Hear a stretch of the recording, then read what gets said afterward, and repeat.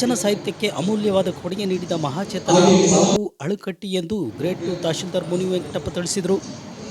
ರಾಷ್ಟ್ರೀಯ ಹಬ್ಬಗಳ ಆಚರಣಾ ಸಮಿತಿ ಹಾಗೂ ಲಿಂಗಾಯತ ಸಮುದಾಯದ ವತಿಯಿಂದ ಬಾಬು ಅಳಕಟ್ಟಿ ಅವರ ಜಯಂತಿಯಲ್ಲಿ ಅಳಕಟ್ಟಿ ಅವರ ಭಾವಚಿತ್ರಕ್ಕೆ ಪುಷ್ಪನವನ್ನು ಸಲ್ಲಿಸಿ ಮಾತನಾಡಿದರು. ವಿಶ್ವಗುರು ಬಸವಣ್ಣ, ಅಕ್ಕಮಹಾದೇವಿ, ಗರುಡ ಸೇರಿದಂತೆ ವಚನಗಳನ್ನು ಸಂಶೋಧನೆ ಮಾಡಿ ವಿಮರ್ಶೆ ಮಾಡಿ ವಚನ ಸಾಹಿತ್ಯವನ್ನು ಬೆಳೆಸಿದ ಕೀರ್ತಿ ಬಾಬು ಅಳಕಟ್ಟಿ ಅವರಿಗೆ ಸಲ್ಲುತ್ತದೆ.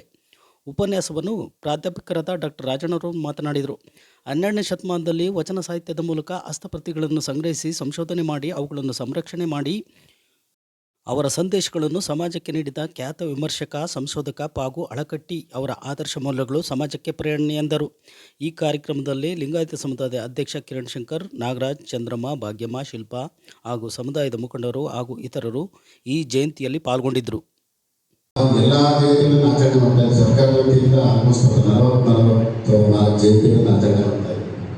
ಈ ಜಯಂತಿಯನ್ನು ಮಾಡುವ ಉದ್ದೇಶ ಇಷ್ಟೇ, ಆ ಒಂದು ಸಮಾಜವನ್ನು ಮುನ್ನೆಲೆಗೆ ತರಬೇಕು ಅನ್ನೋ ಒಂದು ಸರ್ಕಾರದ ಮಹತ್ವಾಕಾಂಕ್ಷೆ. ಮೊದಲು ಕೆಲವೇ ಜಯಂತಿಗಳು ಮಾಡ್ತಾ ಇದ್ದೀವಿ, ಈಗ ನಾವು 44 ಜಯಂತಿಗಳು ಬಂದಿದ್ದೇವೆ. ಈ ಒಂದು ಉದ್ದೇಶ ಇಷ್ಟೇ, ಯಾವುದೇ ಒಂದು ಸಮಾಜದ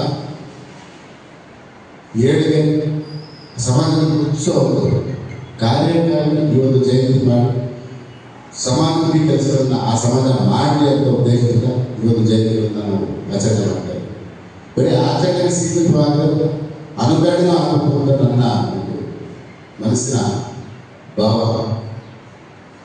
ಈಗ ಬಾಬು ಅಳಕಟ್ಟಿಯವರು ಏನು ಅವರ ವಚನಗಳಲ್ಲಿ ತಿಳಿಸಿರ್ತಕ್ಕಂಥ ಮಹತ್ವವಾದ ಸಾರಾಂಶವನ್ನು ನಾವು ಜೀವನದಲ್ಲಿ ಅಳವಡಿಸಿಕೊಳ್ಬೇಕು ಅಂತ ಹೇಳ್ತಾ ಈ ಒಂದು ಸಂದರ್ಭದಲ್ಲಿ ನಾನು ಹೇಳಲಿಕ್ಕೆ ಇಚ್ಛೆಪಡ್ತೇನೆ. ಎಲ್ಲರಿಗೂ ಮತ್ತೊಮ್ಮೆ ಬಾಬು ಅಳಕಟ್ಟಿ ಅವರ ಜನ್ಮದಿನ ಶುಭಾಶಯಗಳು ಅಂತ ನಾವು ಜೈ ಹಿಂದ್. ಇವತ್ತು ಈ ಕಾರ್ಯಕ್ರಮ ಮಾಡ್ತಾ ಇದ್ದೀವಿ ಅಂತಂದ್ರೆ ಅಥವಾ ನಾವು ವೀರಶೈವ ಲಿಂಗಾಯತ ಸಮಾಜದ ಬಂಧುಗಳಾಗಿ ಯಾವುದಾದ್ರೂ ಸಮಾಜದ ಕಾರ್ಯಕ್ರಮಗಳನ್ನು ಮಾಡ್ತಾ ಇದ್ದೀವಿ ಅಂತಂದ್ರೆ ಅದಕ್ಕೆ ಬಹು ಮುಖ್ಯವಾದಂಥ ಕಾರಣ ಬಾಬು ಅಳಕಟ್ಟಿ. ಬಹುಶಃ ಬಾಬು ಅಳಕಟ್ಟಿಯವರು ವಚನಗಳನ್ನು ಸಂಶೋಧನೆ ಮಾಡದೆ ಹೋಗಿದ್ರೆ ನಮ್ಮ ಧರ್ಮ ಇತ್ತು ಅನ್ನೋದೇನೆ ನಾವು ಅನಿಸುತ್ತೆ. ಅಂತಹ ಒಬ್ಬ ದೊಡ್ಡ ಮಹಾನ್ ಸಂಶೋಧಕ, ವಚನಗಳ ಪಿತಾಮಹ ಅಂತ ಕರೆಸಿಕೊಂಡಿರ್ತಕ್ಕಂಥದ್ದು ಬಾಬು ಅಳಕಟ್ಟಿ, ಫಕೀರಪ್ಪ ಬಸಪ್ಪ ಅಳಕಟ್ಟಿ ಅವರ ಆ ಒಂದು ಜಯಂತ್ಯೋತ್ಸವವನ್ನು ಇವತ್ತು ನಾವು ಆಚರಣೆ ಮಾಡ್ತಾ ಇದ್ವಿ. ಅದರ ಜೊತೆಗೆ ವಚನಗಳ ಸಂರಕ್ಷಣೆ ಅಂದರೆ ಹಸ್ತಪ್ರತಿಗಳ ಸಂರಕ್ಷಣೆಯ ದಿನ ಕೂಡ ಇವತ್ತು.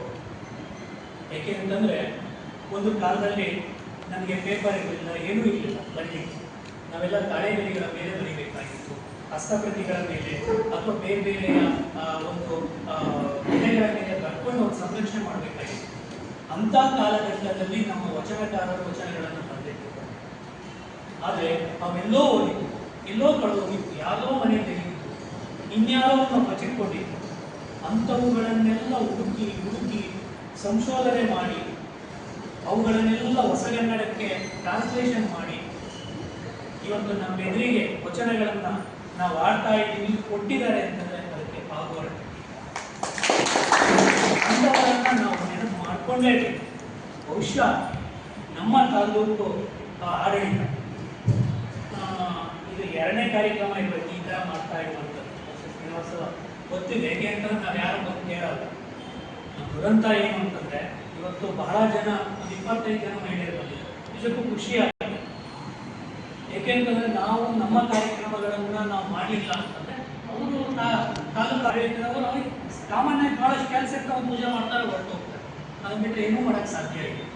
ಆದರೆ ನಾವು ಇದ್ರ ಜೊತೆಗೆ ಬಂದು ಸೇರ್ಕೊಳ್ಳಿಲ್ಲ ಅಂತಂದರೆ ಇಂಥ ಮಹನೀಯರನ್ನು ನಾವು ನೆಗ್ಲೆಕ್ಟ್ ಮಾಡ್ತಾ ಇದ್ದೀವಿ. ಇವತ್ತು ಬಸವಣ್ಣರ ವಚನಗಳನ್ನು ನಾವು ಗಮನಿಸಬೇಕು. ಉಳ್ಳವರು ಶಿವಾಲಯ ಮಾಡಬೇಕು, ಅರಿವೇ ಗುರು, ಕಾಯಕವೇ ಕೈಲಾಸ, ಬೆಟ್ಟದ ಮೇಲೊಂದು ಮನೆಯ ಇವೆಲ್ಲವೂ ಗೊತ್ತಿದ್ದಾವೆ. ಇವೆಲ್ಲವೂ ಗೊತ್ತಿದ್ದಾವೆ ಅನ್ನೋದು ಕಾರಣನೇ ಅವರು. ಇಲ್ಲ ಅಂದ್ರೆ ನಮ್ಗೆ ಅಕ್ಕಮಹಾದೇವಿಗೂ ಗೊತ್ತಿರಲಿಲ್ಲ, ಬಸವಣ್ಣನೂ ಗೊತ್ತಾಗ್ತಿರಲಿಲ್ಲ, ಅಥವಾ ಅಲ್ಲಮ ಪ್ರಭು ಐದಾನೆ ಅನ್ನೋದನ್ನ ನಾವು ಮಾಡ್ತೀವಿ. ಅವರೆಲ್ಲ ಇರ್ತಿದ್ರು. ಹೇಗೆ ಅಂದರೆ ಇತಿಹಾಸದ ಒಳಗಡೆ ಆ ಇತಿಹಾಸ ಅನ್ನುವಂಥ ಕಾಲಗರ್ಭದಲ್ಲಿ ಎಲ್ಲೋ ಮೂಲೆಗೆ ಸೇರ್ಕೊಳ್ತಾ ಇದೆ. ಇವತ್ತು ಬಸವಣ್ಣ ಜಗತ್ತಿನಾದ್ಯಂತ ಒಬ್ಬ ಸೋಷಿಯಲ್ ರಿಫಾರ್ಮರ್, ಸಾಮಾಜಿಕ ಚಿಂತಕ, ಒಬ್ಬ ತತ್ವಜ್ಞಾನಿ